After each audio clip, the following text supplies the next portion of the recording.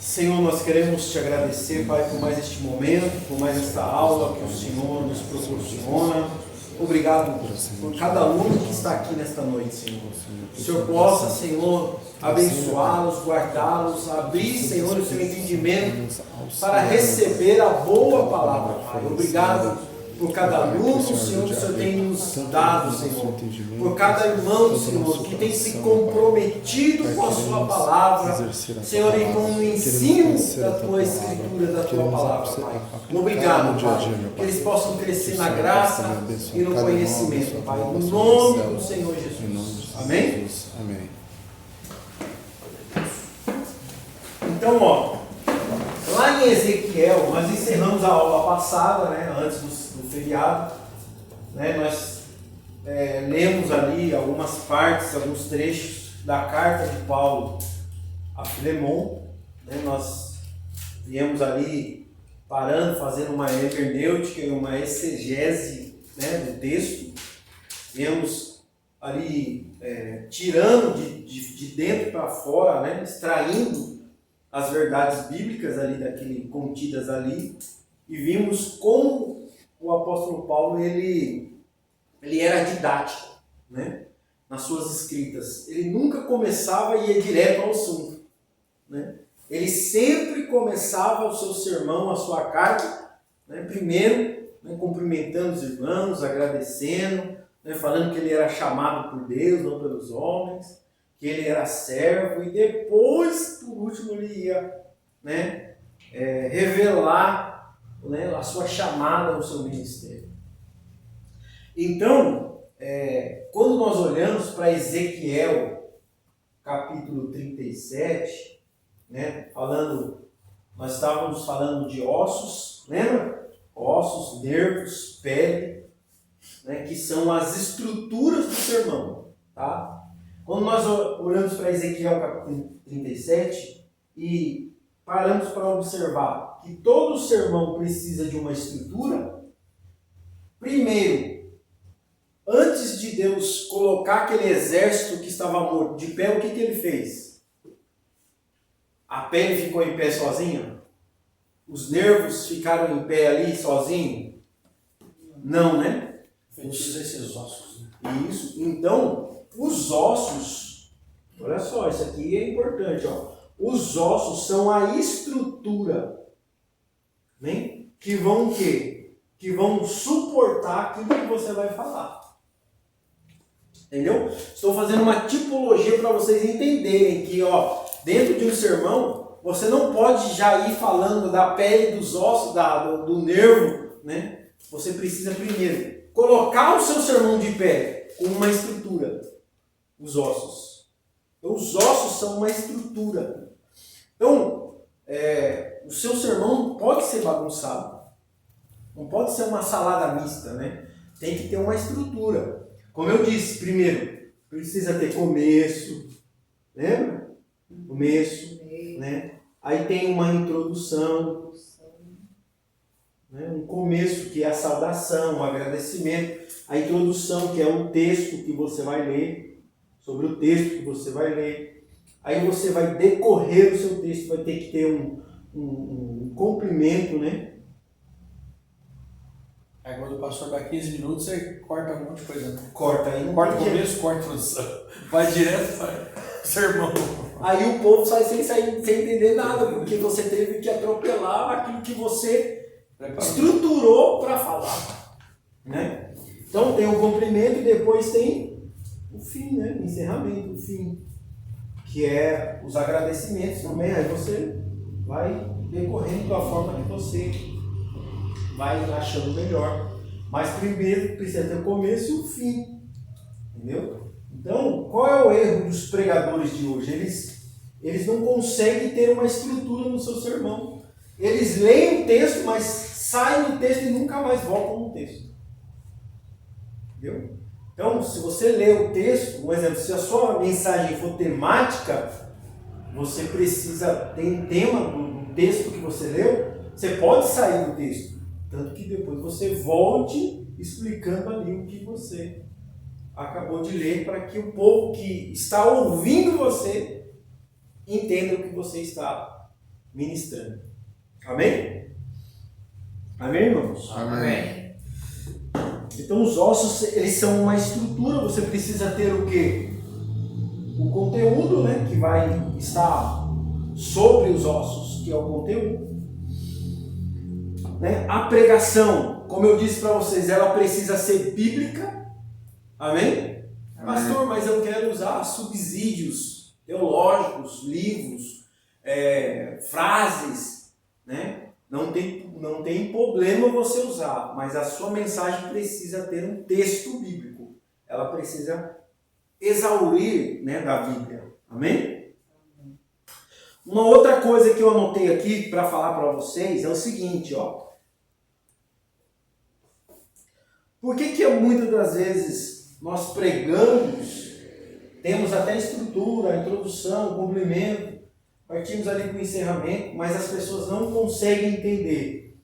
Porque a mensagem, além de ser bíblica, ela primeiro precisa falar com a sua vida. Amém? Primeiro ela precisa falar com você.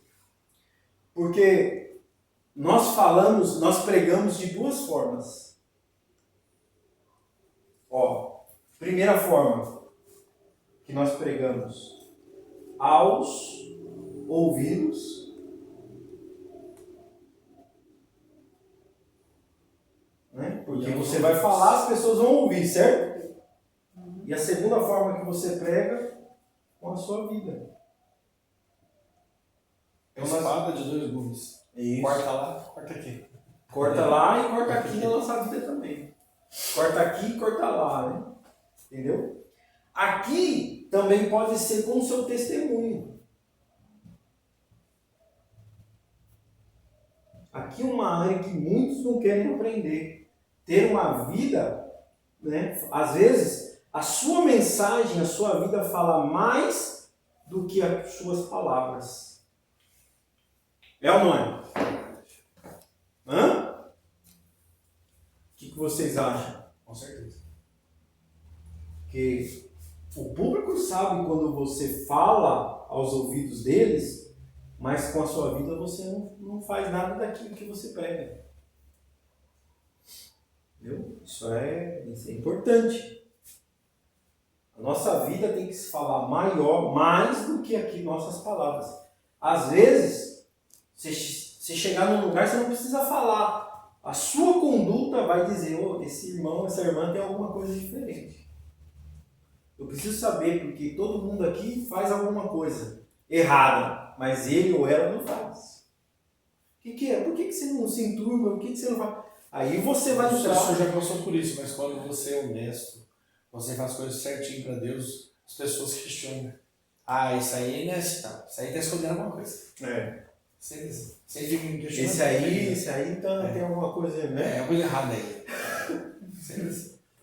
Mas o bom é que eles estão percebendo a sua vida, né? O seu testemunho. E eles, alguma hora, vão querer chegar próximo de você para entender o que você está. Né? Qual é a razão de você levar essa conduta, né? Ter essa conduta. Né? Então nós pregamos aos ouvidos, né? Aos ouvidos e aos olhos. Amém? Aos ouvidos quando você fala e aos olhos com o seu testemunho. Olha aí. Quem diz que o pregador, ele não prega aos ouvidos e aos olhos? Às vezes aquilo que a pessoa vê fala mais do que aquilo que você fala.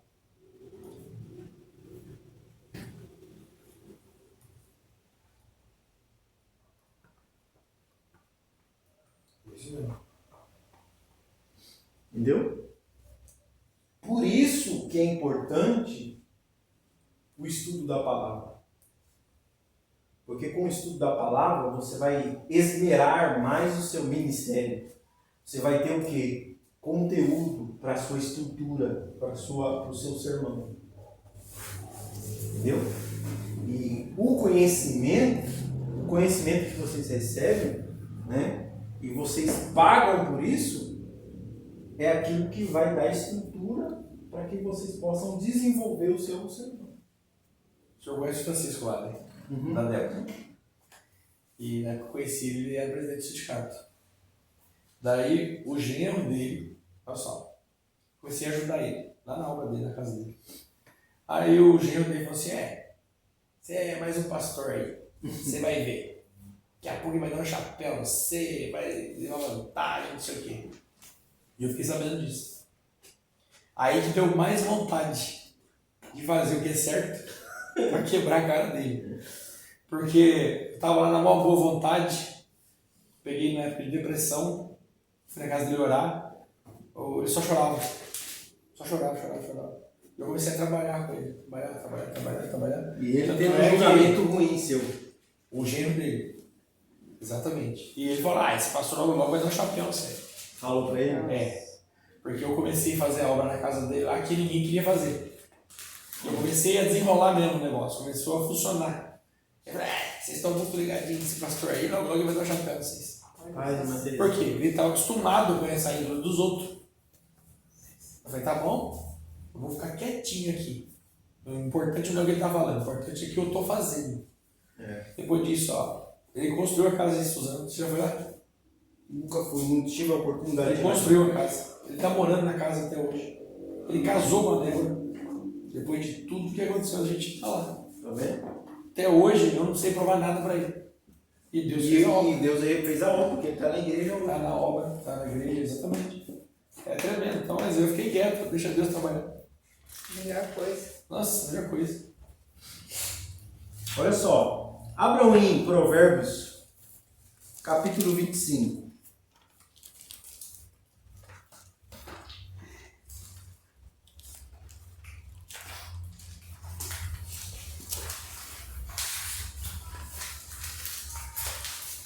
Vocês vão ver como é importante estudar a palavra agora. Ali vocês vão dar glória a Deus por tudo que vocês estão recebendo nessas aulas. Então aí, Provérbios 25. Sim. Olha o versículo 2, o verso 2. Diz assim, e a glória de Deus é encobrir as coisas. Amém? Amém. Então, a glória de Deus é encobrir as coisas.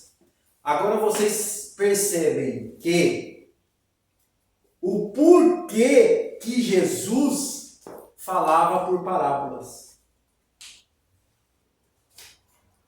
Amém? Amém. Irmãos, isso é bíblico isso. Jesus falava por parábolas porque não era todo mundo que tinha que entender o que Jesus estava falando. E possivelmente todas as parábolas dele, ele já tinha em mente as pessoas sobre que ele estava falando, só que ele não citava o nome, acho que só do Lázaro lá e o rico. Isso. Porque essa não é constituída uma parábola. Por quê?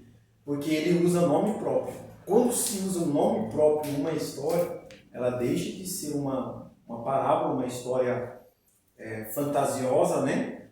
Para ser uma história real. Essa história aí é real. Porque ele usa Abraão, ele dá nome aos que estão envolvidos ali. Amém? Amém. Então, essa passagem aí do seio de Abraão e do lugar de tormento, ela não é uma parábola. Mas as outras situações, vocês podem ver que o povo ficava assim, sem entender. Por quê? É de Deus encobrir as coisas. Porque as pessoas que precisam ser reveladas vão procurar saber o porquê daquilo. Vão se interessar. Sim ou não? Sim. Olha só, na maioria das vezes Jesus ia aí caminhando, daqui a pouco os discípulos chegavam, Pedro, né, Tiago ou João. Jesus, o que o senhor quis dizer lá naquela história? Explica para nós. Aí Jesus, senta aqui que eu vou explicar para vocês. Porque ele falava por parábolas mesmo. Porque as pessoas não estavam preparadas para ouvir as revelações de Deus. Existe um grupo seleto.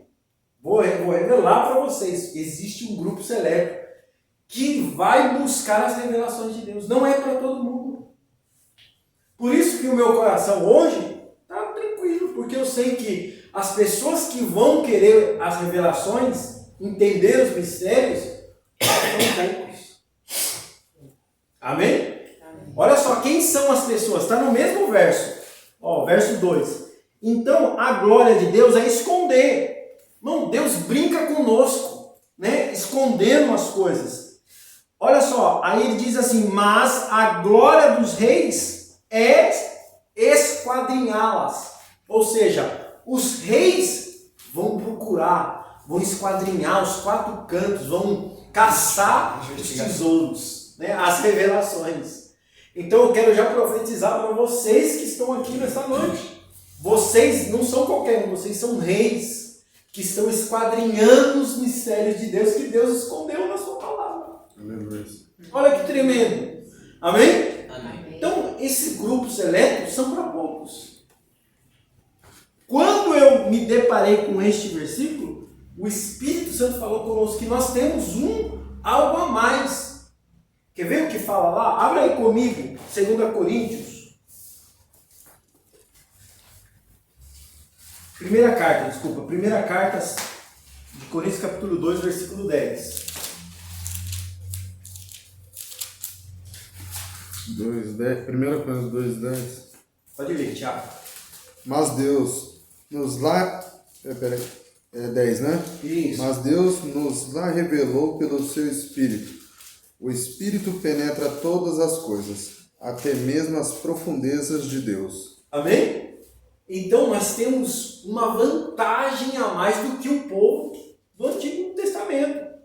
Nós temos o Espírito Santo que esquadrinha as profundezas de Deus e nos revela. Amém?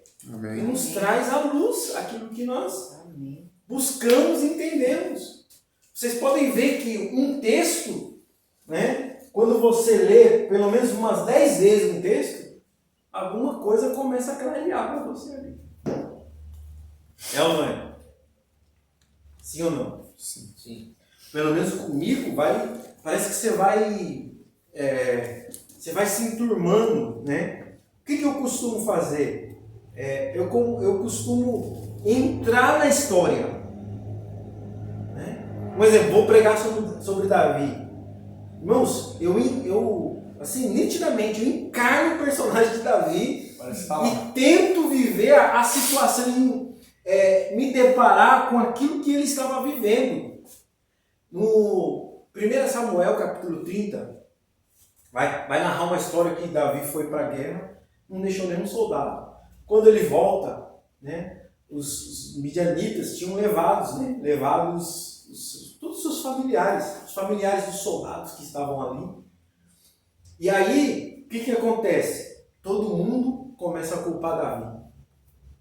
Irmãos, eu entrei dentro dessa história, a gente consegue sentir o desespero de Davi, porque a responsabilidade dos familiares era dele.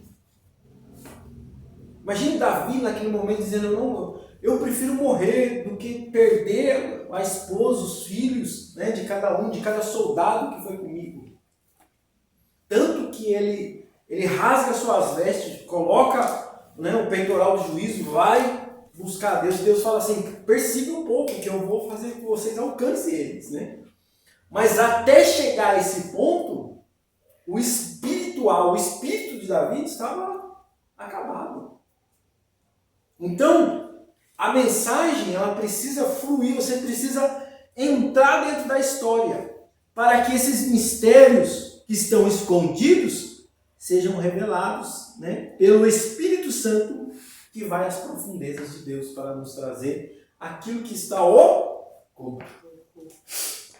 Amém? Amém. Por isso que é importante estudar. Nós estamos aqui desvendando os mistérios, cavando. Estudar a palavra não é algo rápido. É ou não é, pastor? É cavar. Né? Tem aula que eu amo ministrar. Irmão, você pode ver, tem aula que eu...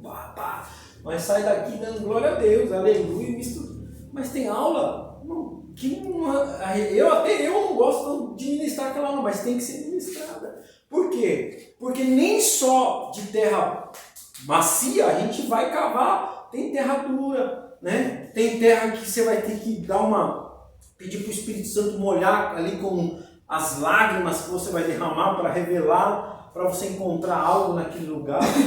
Então não é fácil, estudar a palavra. Primeiro, vocês, falar de alunos, Vocês precisam vencer primeiro o cansaço. Eu vejo aí o rosto de vocês, estão tudo aí, né? Cansados, né? Vencer o cansaço primeiro físico e espiritual. Porque nós estamos vivendo um tempo espiritual muito pesado espiritualmente. Não sei se vocês percebem, mas parece que o clima espiritual está carregado. A gente precisa orar muito, buscar, né, a presença de Deus. E depois de todos esses acontecimentos, eu achei assim, e no meu ponto de vista, agora essas pessoas vão buscar entender mais os mistérios de Deus, vão querer estudar a palavra. Pelo contrário, parece que as coisas vão apertando e o povo vai laceando cada vez mais. Eu acho, para mim, os alunos agora vão querer saber de escatologia, não vão faltar nenhuma aula, vão estar, né, porque eles estão vendo que o arrebatamento da igreja está aí prestes a acontecer. Mas o amor de muitos está esfriando, o amor em todas as áreas. Né? Em todas as áreas, seja ela, né, de irmão e também o amor pela palavra.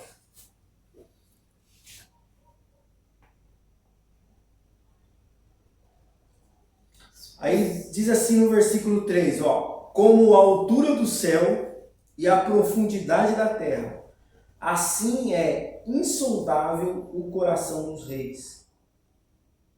Amém? Você tá onde? No verso 3. De qual? Do Provérbios. Eu pedi para você ler o... Eu fiquei lá. Ultimamente, pastor, as pessoas querem mais status. Ô, pastor, eu acho que o próprio crente, né? O próprio crente, eu acho que ele perdeu ele não quer acreditar na vinda do Senhor e também nem no inferno. Não, né? Dá para perceber isso quando conversa com o próprio crente. Parece que ele tá olhando para você e está falando que você está louco, tá viajando. Tem uns que falam que o inferno é aqui, né? Tem. Um barzinho com adega, Copa do Mundo. Não, né? O inferno é... Eu falo, né? Inferno, por inferno nós já estamos vivendo no inferno. Então, você vê que são pessoas que não procuram buscar sobre o seu Deus, sobre o seu futuro espiritual. É pessoas que não querem compromisso, né? Porque Paulo fala assim, ó, Paulo ele dá um exemplo da semente. Nós somos a semente. A semente, ela não é semeada na terra? Sim ou não? A semente tem que cair na terra, sim ou não? Sim. Só que quando cai na terra, o que acontece? Tem que germinar, né? Que regar. Hã? Que regar. Não, acontece o que acontece conosco hoje. A semente, Jesus disse isso, que a semente precisa cair e morrer. A semente, para nascer e virar uma árvore, ela precisa morrer na terra, porque o núcleo dela, quando a semente morre, sai para fora e vai nascer a árvore. Tem que morrer pro mundo. Isso. Morrer para a corrupção, né? Pela natureza adâmica e nascer para uma natureza divina de Cristo. Só que quem quer passar por esse sistema aqui? Porque morrer dói. Dói ou não dói? Morrer. Você morreu-se o velho homem. Largar os velhos hábitos e seguir os hábitos do Senhor. Quem quer fazer isso? É ruim, hein? Mas Esses dias, minha filha foi num culto, né? Aí, do culto, ela estava mandando mensagem para mim. Pai, você não sabe o que o pregador está falando aqui? Que o espinho na carne de Paulo era um pecado que Paulo tinha. eu já ouvi isso. Eu já ouvi. Aí, quando ela chegou em casa, eu falei, filha, como é que pode ser um pecado se Paulo diz assim, eu não vivo mais, mas Cristo vive em mim? Né? Então Paulo vivia num adultério espiritual. Uma hora ele estava com Cristo, uma hora ele não estava.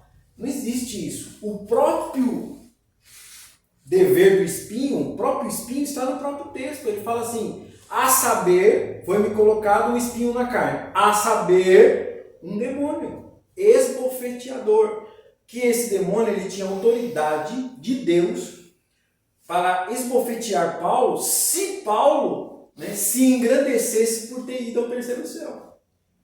Porque o que ele tinha visto lá, ele não poderia falar e nem se engrandecer por aquele... No texto ele fala, as coisas que eu vi eu não posso falar. É aquela sobre línguas infáveis. Isso. Ele fala assim, que eu fui ao paraíso e fui ao terceiro céu. As coisas que eu vi, não poderei falar. Né? Porque foi-me colocado um espinho na carne, a saber, um demônio esbofeteador, que todas as vezes que eu me gloriar por ter ido lá, é só ler o texto. As pessoas só... Tá vendo como é importante ler o texto? Ela só lê aquilo que interessa, não continua. A resposta está no acontece texto. muito quem tem nome de revelação, principalmente. Isso. E se ele tem nome de revelação na igreja, ele acha que é melhor que os outros. É isso. Sempre acontece essas coisas. Então, basicamente isso mesmo. Porque... E é bom um demônio desse em cada um deles. Paulo, eu vou fechar quanto precisa. Isso aí. Então, Paulo lutava. Imagina, irmão, você lutar com isso. Você ter visto lá o mar de cristal, ter visto Cristo glorificado, visto a árvore da vida, visto o Monte Santo de Deus, o trono de Deus acima dele. Tanto que em Hebreus capítulo 12 ele vai falar sobre isso, sobre a visão que ele teve, né, sobre o Monte Santo de Deus, e não poder falar isso. Tem gente que tem um sonho e já quer contar testemunho na igreja. Pastor, mas Tem gente como que tem uma assim? visão e quer contar na igreja. Tem um demônio nele? Oi? O espinho na carne era um demônio nele? Não. Era um demônio Ah, nas regiões celestiais que tinha autoridade de Deus para o esbofetear se ele se engrandecesse. Então, o demônio ficava ao derredor olhando. Se ele se engrandecesse por ter ido lá, ele tinha autoridade para ferir, para, né, tratar com ele. Era uma brecha que Paulo não poderia dar para É Satanás. tipo uma tornozeleira Isso. pra bandido. Isso. Deus falou, ó, eu vou te mostrar as coisas inefáveis, mas até certo ponto você pode falar.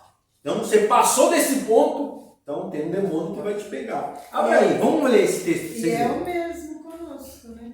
Por isso que ele fala que ele não dá a glória dele para ninguém. Isso. A pessoa começou, ele ó, aonde, pastor? Atos. Não, é Coríntios. ele não Isso aí é 16, 19, isso aí sobre Paulo? Oi? primeiro ou segundo? É segundo Coríntios. Segundo. Deixa eu ver se é isso mesmo. Segundo Coríntios. Capítulo 12. 1 Coríntios? Segundo. Capítulo 12. Vou esperar vocês abrirem. Vamos ver o texto. Ó, nós estamos falando de epistemologia, aula sobre pregar, né? Pregação sobre conhecimento. Estudo do conhecimento, da sabedoria. É importante. Vamos lá. Acharam aí todos? 12:1? Diz assim, ó. Certamente, vou ler devagar, respeitando as vírgulas. Não precisa correr. Vamos lá. Certamente, não é vantajoso gloriar-me, vírgula. Mas, olha só, certamente não é vantajoso gloriar-me, amém? Mas passarei as visões e revelações do Senhor. Então ele está falando, tratando esse texto de revelação e visão que ele teve. Então ele está dizendo, não há vantagem em mim para se gloriar por causa dessas visões que eu tive, tá? Então vamos lá, esse verso 2. Aí vai começar a dizer, conheço um homem, né, em Cristo que há 14 anos, foi Paulo, que quando ele foi para a igreja primitiva e Pedro rejeita ele, ele vai para a Arábia. Alguns estudiosos vão dizer que ele entra dentro da caverna lá na Arábia Real. Ele entra lá na caverna que Elias, lembra que Elias ficou lá dizendo que eu quero morrer, não existe mais ninguém, né? Ele passou um tempo lá. Aí ele diz assim, que há 14 anos foi arrebatado até o terceiro céu. Então, primeiro, ele foi até o terceiro céu. Se no corpo, não sei. Se fora do corpo, não sei. Deus que sabe. Aí ele vai dizer aqui, ó. Versículo 3. Esse tal homem, se no corpo ou fora do corpo, não sei, Deus que sabe, foi arrebatado ao paraíso. Então, Paulo foi em 2 lugares, porque o terceiro céu e o paraíso são lugares diferentes. Amém? O paraíso é onde aqueles que morreram em Cristo estão. Por isso que Paulo vai tratar muito sobre isso, sobre o corpo glorificado, vai falar coisas que a gente fala assim, como que ele poderia saber disso? Então, o terceiro céu é onde a magnitude da plenitude de Deus habita. O trono, o monte, a árvore da vida, os rios, os anjos, os querubins, está entendendo? Então ele viu isso e foi também ao paraíso. Vamos lá. Versículo 4, né? E ouviu palavras inefáveis, as quais não é lícito ao homem expressá-las. A respeito de tal homem, poderia gloriar-me em mim mesmo, mas não me gloriei, senão nas minhas fraquezas. Pois, se quiser me gloriar, olha só ali, ó, não serei insensato, porque direi a verdade, mas me contenho. Amém? Para que ninguém suponha que sou superior àquilo que em mim vê ou que a respeito de mim ouve. Versículo 7. E para evitar, para evitar que eu me exaltasse além da medida pela sublimidade das revelações, foi-me dado um espinho na carne. Amém? Amém, irmãos? Amém. Amém. Então, para evitar que eu me exaltasse acima da medida, foi-me dado um espinho na carne. Então, esse espinho é para evitar a exaltação dele.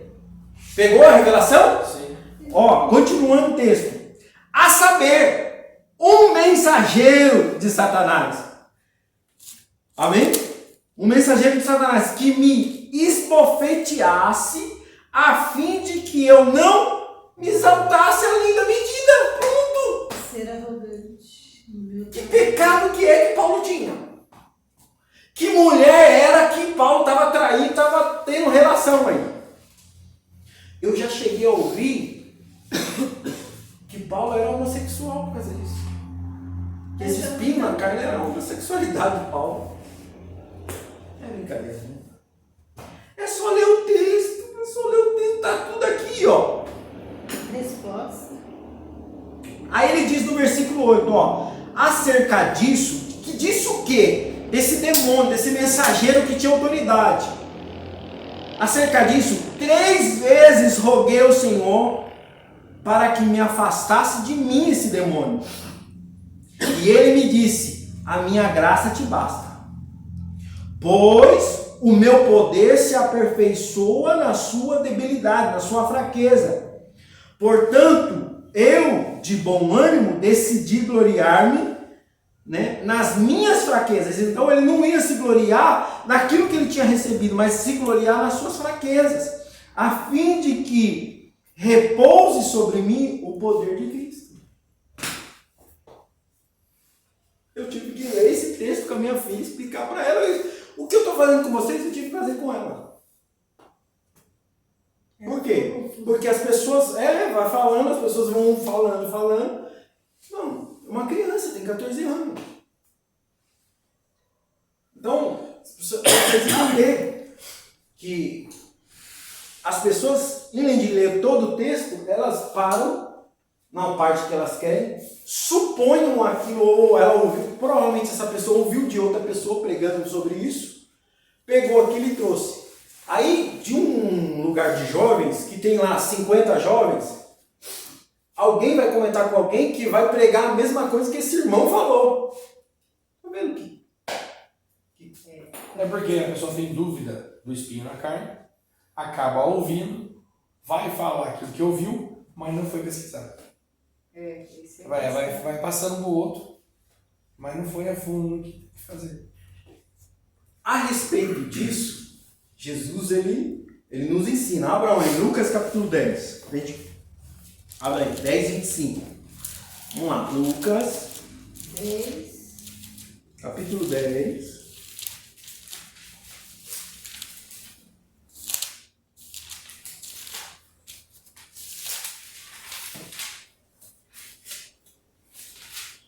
Eu amo fazer isso aqui, ensinar. Porque você vê, eu consigo olhar para a cara de vocês e vocês dizem assim, poxa, é verdade.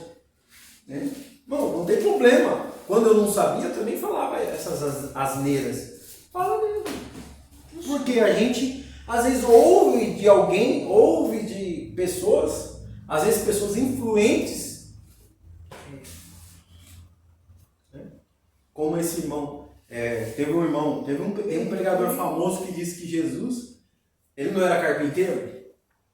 Só que Jesus é o seguinte, quando alguém chegava lá para José e Jesus falava, quero uma mesa para 6 pessoas, de madeira, de acácia e tal, né? Dava os modelos, né? Chegava lá e... Aí diz que Jesus falava, pai, não vamos se cansar não, seguinte, pelo poder de Deus, mesa com 6 cadeiras, apareça. A mesa aparecia prontinha. Aí alguém ouve de um pregador, desse pregador famoso isso, vai pegar e vai pregar no púlpito. Que outra pessoa vai pegar e vai falar. Como eu ouvi, tá entendendo? Jesus fazia mágica. Jesus fazia mágica. Quer dizer, Jesus usava a sua divindade para poupar o pai do seu esforço.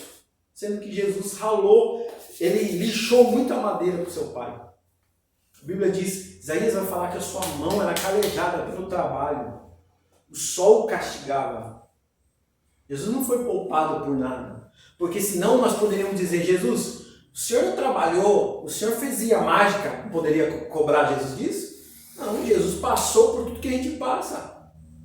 Romanos capítulo 8, versículo 29 diz que ele venceu em todas as áreas, na morte, que nada poderia vencê-lo.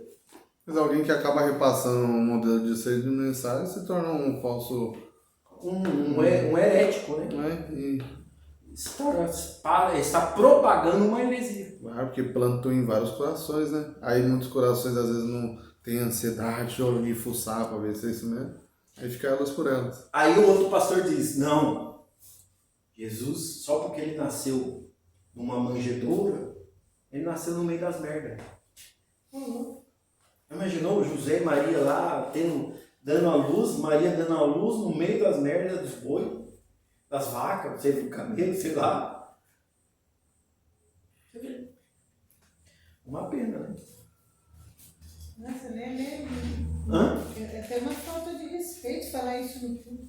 Ó, tava numa sala, eu perdi uns 10 alunos. Coisa horrível. Mais ou menos, era uma família. Por causa daquele texto de João que diz que em certo tempo, segundo se cria, João diz que um anjo descia e movimentava as águas e alguém que pulasse primeiro era curado. Vocês têm esse texto, sabe, né? Sim ou não? Sim. Sim. Irmãos, o texto é bem claro. Está dizendo, segundo se cria. Aí eu falei, me mostra na Bíblia alguém que esse anjo curou nas águas. Não, me mostra. Eu falei assim, se vocês me mostrarem uma pessoa que foi curada através desse ato profético, aí eu paro de ensinar o que eu estou ensinando aqui. Tá olhando para lá. Não. Ali era uma fábula. Não existia anjo que movimentava as águas. Era algo que eles criaram. Eles desenharam até um anjo na fonte. Mas não existia isso. Por isso que Jesus sai da fila e vai lá curar aquele homem que estava há 38 anos ali na beira do caminho. Porque Jesus sabia que não ia aparecer anjo.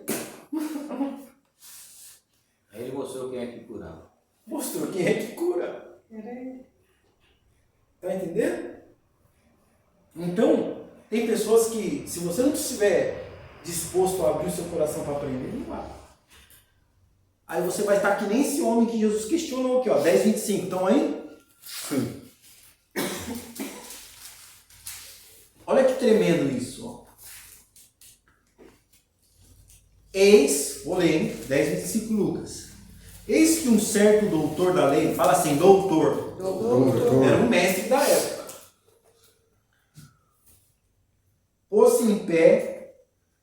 E pôs Jesus à prova e disse: Mestre, que deveria fazer para possuir como herança a vida eterna? Então era um mestre, primeiro, um mestre questionando Jesus como ele poderia ter a vida eterna. Olha o que Jesus disse. E ele lhe disse: o que está escrito? Primeiro, fala assim, primeiro, como está escrito? Fala assim, o que eu entendo com isso? Muitas pessoas se denominam pregadores, ensinadores, mas eles não conhecem nem o que está escrito. Meu Deus do céu. É ou não é, irmãos? E não vai pagar o preço? Paga o preço. Porque a gente não pode falar nem aumentar e nem diminuir. E isso paga o preço e ainda ensina e prega errado. Aí todo mundo ouve errado. Por isso que fala, né? Muitas vezes a gente erra por não conhecer as escrituras. Entre, tem a temática, qual que é a outra? As duas? Expositivo e tem mais um, qual que é? Os tipos de pregação, você quer Isso. dizer? É temática, expositiva e tem como é que é? Sistemática, né? Sistemática. Que você sistematiza, né, aquilo que você vai escrever, vai falar. E dessas três, qual que seria fundamental se fosse para ter uma ali? Tem a tipológica. Eu amo pregar dentro da tipologia. Tipológica, dentro das ramificações da hermenêutica, dá para você também pregar, né, usar a tipologia. E textual também é? Textual. Então tem 5. Tem várias que a gente vai descobrindo aí durante os estudos. Você vai vendo. Né? Tem uma que é verso a verso, que é expositiva. Essa é expositiva que no caso, às vezes... Os nossos seminários de livros são expositivos, a gente vai verso por verso. Porque pega um inteiro, então você traz o capítulo inteiro ali para a igreja, sem pular nenhum. Isso. Trazendo o seu contexto, explicando o texto. Né? E vai. E, professor, só me responde uma coisa. E o pregador que ele fala uma palavra, aí daqui a pouco ele fala outra, sabe? Vamos lá no livro de João, tal. Daqui a pouco vamos lá em Hebreus. Isso.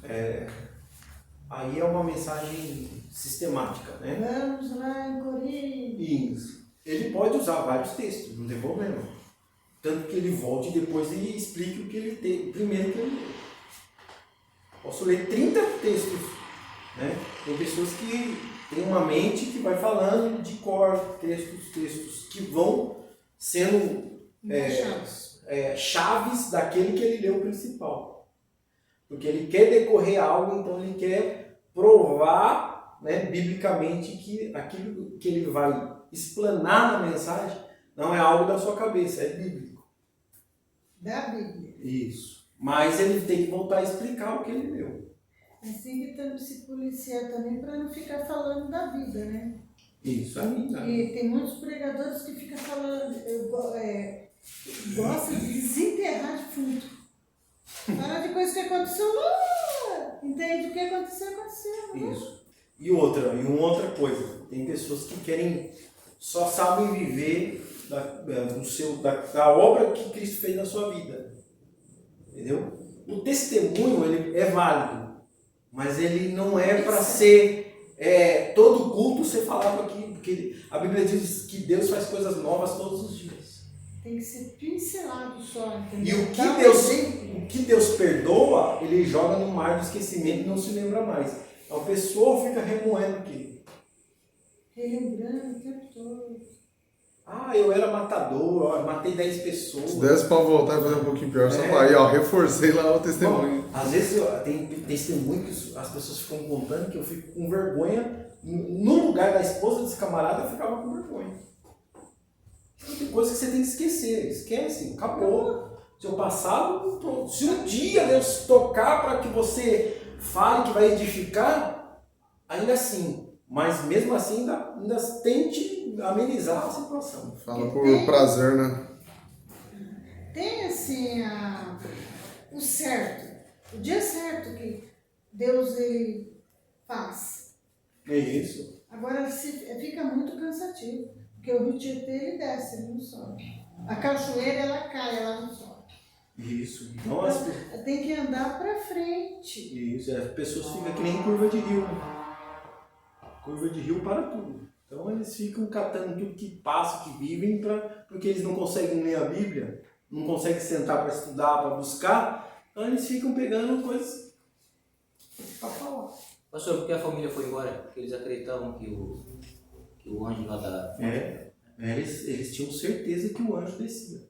Só que eu pedi para eles provarem, eles não provaram, eles não voltaram mais. Eu falei, tudo bem, vocês creem nisso? Tá, eu estou aqui para ensinar a Bíblia. Então, se vocês me provar um texto que esse anjo curou alguém, as águas se agitavam de outra forma, não é que o anjo estava. É aqui mesmo, né? Teve engraçadinho, né? Ó. Debochante. Era verdade. Era meio debochante. O pastor falava algo, ele fiquei olhando o sangue de Jesus sem poder. No outro lugar que eu dou aula, tem um irmão lá que aí tem lá uns irmãos, né? Aí tem um irmão, pastor, quero fazer uma pergunta. Aí ele faz a pergunta. Aí quando eu vou responder, esse irmão responde no meu lugar. Aí eu fico assim, ó. Nossa, que família. Aí passa, vou relevando. Responde certo, Luiz? Né? Responde certo? Não, aí eu vou ter que responder quebrando ele Quebrando ele. e responder o certo pra ele. Aí ele fica magoado. Ai, meu Deus. Como é que pode, né, professor? Isso acontece. Daqui a pouco eu vou falar assim, irmão, faz o seguinte, vem aqui, dá aula. O senhor está preparado para dar aula, vem cá. Eu sento aí para ouvir o senhor. Então, no texto aí, 10:25, tá falando assim, 10:26, né? Então, esse doutor da lei quer saber como ter a vida eterna, certo? Amém? Amém. Aí Jesus disse, o que está escrito na lei? Sim ou não? Sim. Olha só como é importante saber o que está escrito. Marque aí que a gente vai voltar nesse texto. Vá para Mateus capítulo 4.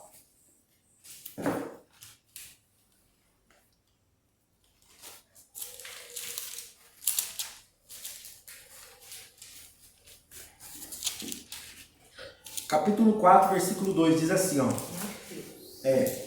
marque com o dedo aí, deixe marcado que a gente vai voltar. Só vou provar para você que tem que saber o que está escrito. Olha só. E depois de jejuar 40 dias e 40 noites, teve fome. Versículo 3. E veio a ele o tentador e disse-lhe, se tu és filho de Deus, ordena-lhe que estas pedras se transformem em pães. Olha só o que Jesus vai dizer. Jesus respondeu, e disse, está escrito. Amém? Amém. Está escrito. Nem só de pão, senão de toda a palavra que procede da boca de Deus. Quem pode ler Deuteronômio, capítulo 8, versículo 3?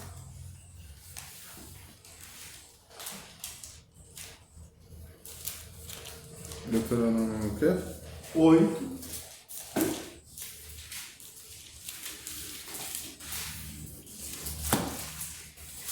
Três. 8:3. 8:3. Vai. Pode ler. Ele te afligiu e te deixou ter fome. Depois te sustentou com maná que não conhecias, e que os teus pais também não conheceram, para te dar a entender que não só de pão vive o homem, mas de tudo o que sai da boca do Senhor. Glória a Deus. Glória a Deus. Glória. Jesus está combatendo Satanás com o que está escrito. Por isso que Jesus está fazendo. Agora volta lá, Lucas capítulo 10, versículo 25. 26, né? Agora. Ele está dizendo assim, e disse Deus, o que está escrito na lei? Por quê? Para você entender sobre algo, um tema, primeiro você precisa saber o que está escrito. Amém? Depois Jesus vai fazer uma outra pergunta. Como lês o que está escrito? Está vendo como é importante? Lembra das primeiras aulas? Se você ouve bem, você vai se pronunciar bem. Né? Então Jesus está dizendo, primeiro, como está escrito? Segundo, como lês o que está escrito? Fala assim, por quê? Por quê? Porque depende de como você vai ler, você vai interpretar do jeito certo ou errado. Você não viu lá que o rapazinho, muitas pessoas leem lá o espinho na carne, vai até que tinha um espinho na carne de Paulo. Pronto, para ali, não leu todo o texto. Amém? Amém. Aí Jesus vai dizer assim, ó, e respondendo-lhe disse, amarás o Senhor teu Deus de todo o teu coração, e com toda a tua alma, e com todas as tuas forças, e com toda a tua mente, e ao teu próximo a ti mesmo. São os 2 mandamentos, amar a Deus e ao próximo. Então ele lhe disse, respondendo, Eu voltei lá para o Mateus. Lucas 10, 28 agora. Então lhe disse, respondendo, bem fazer isto e viverás eternamente. Mas ele, querendo justificar a si mesmo, disse a Jesus, e quem é o meu próximo? Irmão, Jesus está conversando com qualquer um, não. Ele está conversando com um doutor da lei. Quem é meu próximo? Aí Jesus vai dizer, ó. E Jesus respondendo disse, certo homem descia de Jerusalém para Jericó e caiu nas mãos do salteador. Aí vai falar sobre o bom samaritano. Jesus vai quebrar ele no meio. Sabe por quê? Porque o judeu só queria ajudar quem era judeu. Acho até hoje.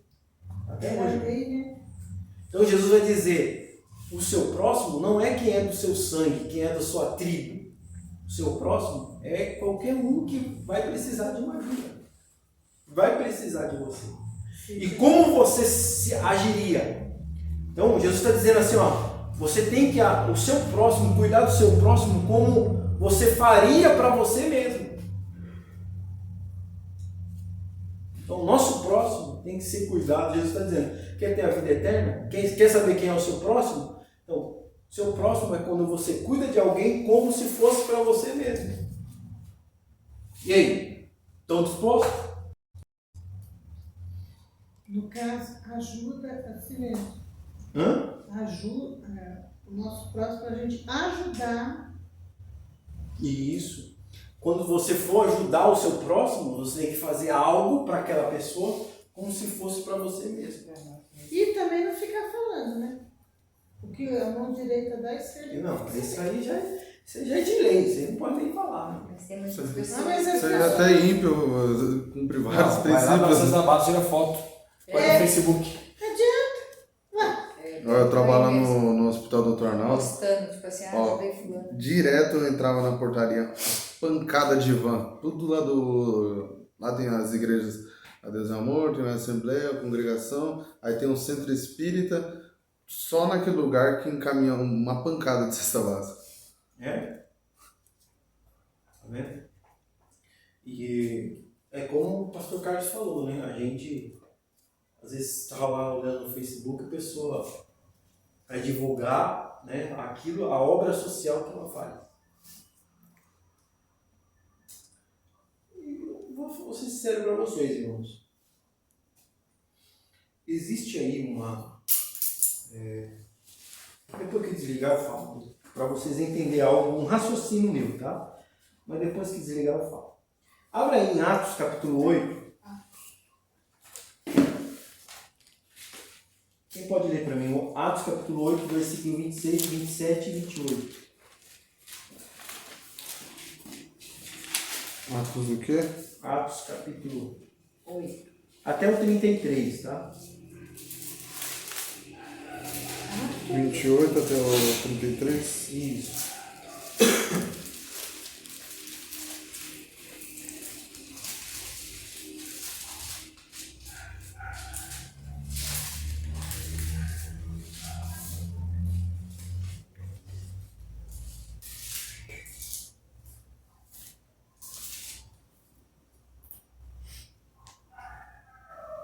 22 ao 33. Não, do 26 ao 33. 26. Filipe e eunuco etíope. E o anjo do Senhor falou a Filipe, dizendo: levanta-te, vai para a banda do sul, ao caminho que desce de Jerusalém para Gaza, que está deserto. Levantou-se e foi. E eis que um homem etíope, eunuco, mordomo mor de Candace, rainha dos etíopes, a qual era superintendente de todos os seus tesouros, e tinha ido a Jerusalém para adoração. Regressava e, assentado no seu carro, lia o profeta Isaías. E disse o Espírito a Filipe: chega-te, ajunta-te a esse carro. Correndo Filipe ouviu que lia o profeta Isaías e disse: entendes tu o que lês? E ele disse: como poderia entender se alguém não me ensinar? E rogou a Filipe que subisse e com ele se assentasse. E no lugar da escritura que lia-se era este: foi levado como ovelha para o matadouro, e como está mudo o cordeiro diante do que tosqueia, assim não abriu a sua boca. Na humilhação foi tirado o seu julgamento, e quem contará a sua geração? Porque a sua vida é tirada da terra. Respondendo o eunuco a Filipe, disse: rogo-te que de quem diz ao profeta? De si mesmo ou de algum outro? Então Filipe abriu sua boca, começando nessa escritura, ele anunciou a Jesus. E indo eles a caminho, chegaram ao pé de algumas água, e disse ao eunuco: eis aqui água, o que me impede que seja batizado? E disse Filipe: é lícito se crês de todo o coração? Respondendo ele disse: creio que Jesus Cristo é o Filho de Deus. Amém?